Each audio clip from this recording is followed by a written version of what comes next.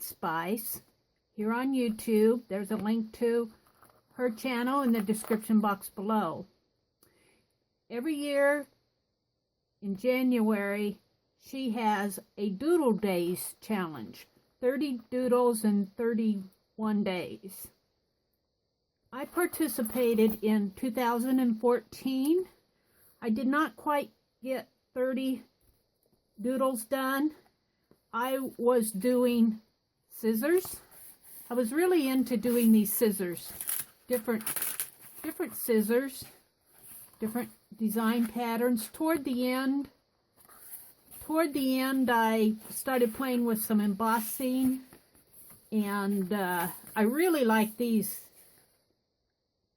at the very end. But I did not quite get 30 doodles done. I did my best. In 2015, I did this little broken jewelry doodle book, and I got more than 30 done. I was doodling with pieces of broken jewelry that I found at the thrift store. And I was very happy with how this turned out. It took me a while to get it in the binding like I wanted, but I did get it finished, and I'm very happy with it. Yes, yes, yes. Not all of them are great, but they're doodles.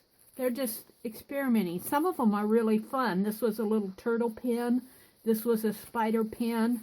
Here I was just playing with some ink splatters. That was just the end sheet.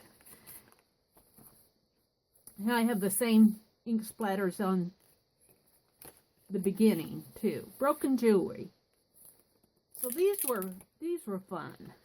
I have these, some of these pages are glazed, so they're kind of sticking, but not enough that I worry about it. So, guess what? Just as if I don't have enough on my plate, I have to do another January Doodle Days. They may not be as long and involved, but I'm going to try to do 30 of them. I don't know if I'll get a video made for every one of them. I may do several and then show a flip through and do several more. I don't know. It just depends on how my time goes. If you watch my videos, you know I do a lot of shopping at thrift stores, and it's amazing what you can find. I found this package of very nice paper. It's a nice strong paper. It's a mixed media paper. I would not say that it's a watercolor paper. It's very smooth. And it was all scored and folded. Somebody was making a journal and never got it finished, and I've been using out of it. This whole package cost me 60 cents. Jamie's requirement is that the size of the page should be at least 4 by 6. Well, I don't know if I'm going to get that exact requirement because I'm planning on cutting this in half. And this is 5.5 by 8.5. So if I cut it in half, it will be 4 1/4 by 5.5. Good enough for me. I'm going to cut it in half vertically, and then I'm going to make signatures out of them for 32 sheets. I'm going to bind it with some of this DMC fiber that I've had in my stash. And Penelope Rose is here with her big needle. I have my little pokey tool out, my ruler, and my X-Acto knife.